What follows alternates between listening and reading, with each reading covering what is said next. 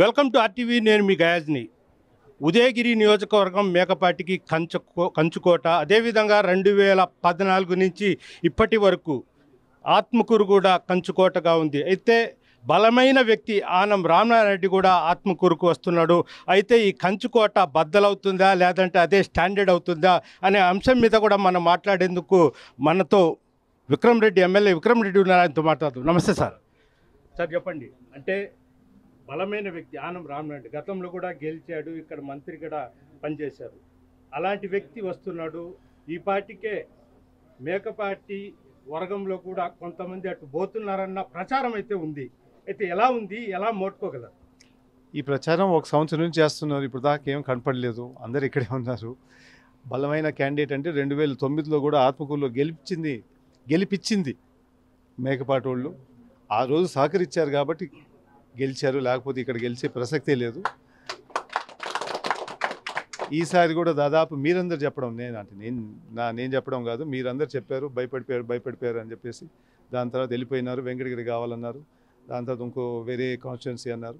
మళ్ళీ గత రెండు రోజుల నుంచి చెప్పడం ఏంటంటే అధిష్టానం పంపించింది కాబట్టి రావాల్సి వచ్చింది ఆత్మకూరుకు అని చెప్పారు. తిరుగుతూ ఉన్నారు. ఇబ్బంది ఏమి లేదు. ఆత్మకూరులో ఈసారి ఫస్ట్ టైం మొత్తం 75 ఇయర్స్లో మొత్తం ఆంధ్రప్రదేశే కాకుండా ఆత్మకూరు గురించి నేను చెప్తున్నాను. పరిపాలన ఏ విధంగా చేశారో ఒక నాయకుడు ప్రతి ఒక్కరికి సేవలు చేస్తూ, ప్రతి ఒక్కరి జీవితం బాగు చేస్తూ అన్ని గ్రామాలని అభివృద్ధి చేశారు, అన్ని విధాలుగా అభివృద్ధి చేశారు. కాబట్టి ప్రజలు ఆల్రెడీ డిసైడ్ అయిపోయి తప్పకుండా ఈసారి వైఎస్ఆర్సీపీ నాయకుడు జగన్మోహన్ రెడ్డి గారు మళ్ళీ సీఎం అవ్వాలని చెప్పి ఆల్రెడీ వాళ్ళు డిసైడ్ అయిపోయి ఓటు ఎప్పుడు రేపేస్తే వాళ్ళు క్లోజ్ చేసేస్తారు. వెయిటింగ్ అంతేగాని దాని తప్ప ఇంకేం లేదు. ఆనం గారు మీరు చెప్పినట్టు మళ్ళీ అధిష్టానం పంపించారు కాబట్టి ఇక్కడికి రావాల్సి వచ్చిందన్నారు.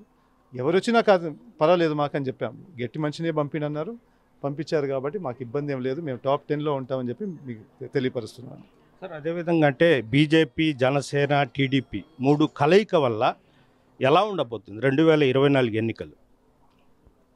అంటే వాళ్ళు చెప్పిన రీజను అంటే ఇప్పుడు దాదాపు టీడీపీ నాయకులు అందరూ చెప్తా ఉన్నారు, రాష్ట్రం అభివృద్ధి కోసం రాష్ట్రానికి ఇంకా కొంచెం ముందుకు తీసుకోవాలని రాష్ట్రం దృష్టిలో పెట్టుకొని ఈసారి పొత్తు చాలా అవసరం అన్నారు.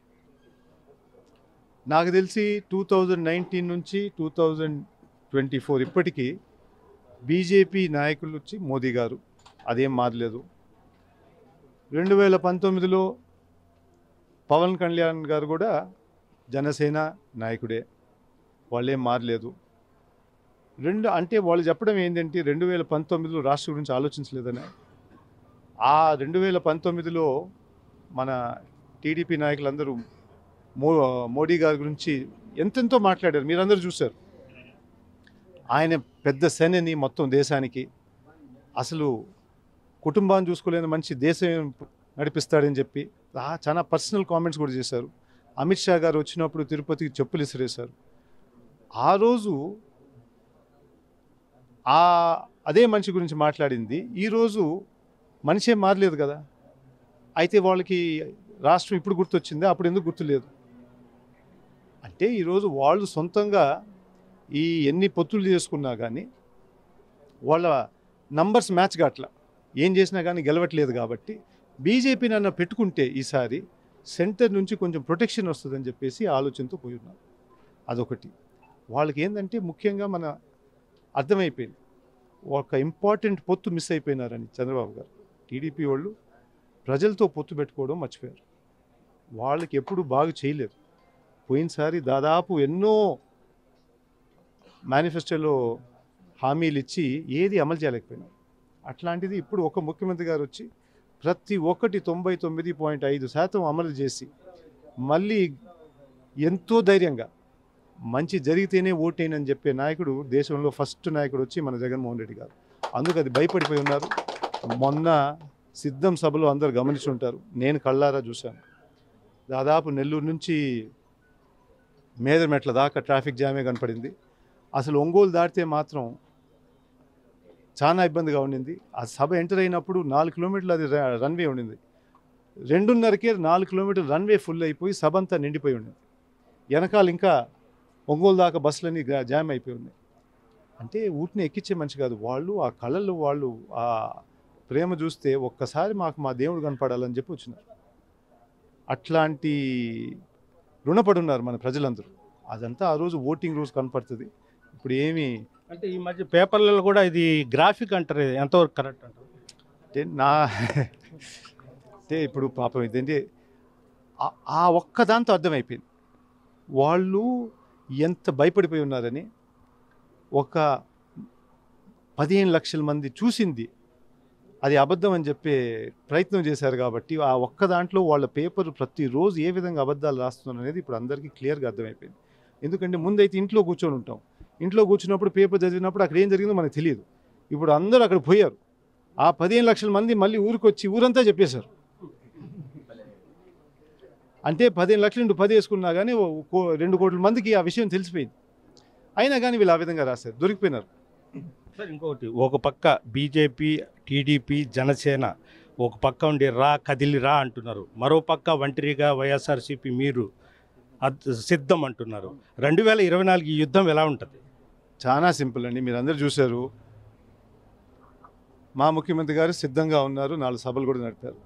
వాళ్ళు కదిలిరా అన్నారు, వాళ్ళు కదిలేరు. లేకపోతే సిద్ధం సభ కదిలేరు. అంతే జరిగింది. ఆయన చెప్పిన మాట అంతా విన్నారు. లేకపోతే వాళ్ళు అర్థమైంది ఏంటంటే ఆ సిద్ధం సభ కదిలి రావాలని చెప్పేసి మొత్తం రాష్ట్రం అంతా కదిలింది. ఆ సిద్ధం సభలో నేను స్వయంగా చూశాను కాబట్టి నేను చెప్తున్నాను. వాళ్ళ ప్రజల్లో ఉండే అదేమంటారు, ట్రాన్స్ లాగా ఉంటుంది. అది పొద్దున్న 9 నుంచి సాయంత్రం 6 దాకా దాదాపు చాలా మంది 9 గంటలకే వచ్చేసి ఆ ముందు సీట్లో మళ్ళీ మిస్ అవుతుంది అని చెప్పేసి అక్కడే ఉండి సాయంత్రం 6 దాకా, ఆ రోజు ఎంత ఎండ ఉందో నాకు తెలుసు, అక్కడ ఉన్నాను కాబట్టి. కానీ ఆయన స్పీచ్ అయిపోయి స్టేజ్ వదిలేదాకా ఒక్కరు కూడా కదలలేదు అక్కడ నుంచి. అది నేను స్వయంగా చూశాను కాబట్టి ఆ ప్రేమ, ఆ నాయకుడిని మళ్ళీ ఇంకోసారి సీఎంగా చూడాలని చెప్పేసి ఎంతో కోరుకుంటున్నారు. దాంట్లో డౌట్ ఏం లేదు. మన టీడీపీ నాయకులు కానీ జనసేన నాయకులు కానీ అర్థమైపోయింది. లేకపోతే 3 సీట్లు ఎందుకు పోగొట్టుకోవాలి జనసేన? ఒకటి అంటే గౌతమ్ రెడ్డి గారు అప్పుడు మంత్రిగా ఉన్నప్పుడు చాలా వరకు డెవలప్మెంట్ చూశారు ఆత్మకూరు. ఆ తర్వాత మీరు వచ్చిన తర్వాత వాటిని పూర్తి చేశారు. ఇంకా అభివృద్ధి చెందాల్సిన పనులు ఏమైనా ఉండే ప్రధానమైన పనులు నెక్స్ట్ గెలిస్తే ప్రజలకు ఎలాంటి హామీ ఇస్తారు? 2-3 పాయింట్స్. అదే నంబర్ ఆఫ్ సెక్టర్స్ ఉన్నాయి. ఒకటి వచ్చి ఇప్పుడే జస్ట్ కంక్లూడ్ చేసాం, నారంపేట ఫస్ట్ 3 ప్లాట్స్ ఇండస్ట్రీస్కి ఇవ్వడం జరిగింది. హెచ్డిఎఫ్సి బ్యాంక్ వాళ్ళు వచ్చున్నారు. నెక్స్ట్ 5 ఇయర్స్లో ఇండస్ట్రీ పదిగా 5,000 జాబ్స్ సెంట్రల్ ఇక్కడే నారంపేటలో క్రియేట్ చేయడానికి టార్గెట్ పెట్టుకున్నారు. అదేవిధంగా గ్రామ స్థాయిలో కూడా ప్రతి గ్రామం ఏ విధంగా ఇంకా అభివృద్ధి తీసుకురావాలంటే ఫెసిలిటీస్, మినిమం ఇన్ఫ్రాస్ట్రక్చర్ ఫెసిలిటీస్ ఏమేమి కావాలనేది, మిగిలిపోయిన రోడ్స్, డ్రైన్స్ కానీ, లేకపోతే కమ్యూనిటీ హాల్స్ కానీ, లేకపోతే కళ్యాణ మండపాలు కానీ, అట్లాంటి మినిమం ఇన్ఫ్రాస్ట్రక్చర్. మూడోది ఇంపార్టెంట్గా హై లెవెల్ కెనాల్. ఈ హై లెవెల్ కెనాల్ ఈ టైంలో ల్యాండ్ ఎక్విజిషన్ మొత్తం పూర్తి చేస్తాం. ఇంకా నెక్స్ట్ ఫేజ్లో వచ్చి ఫస్ట్ కన్స్ట్రక్షను, దానికి ఇంప్లిమెంటేషన్.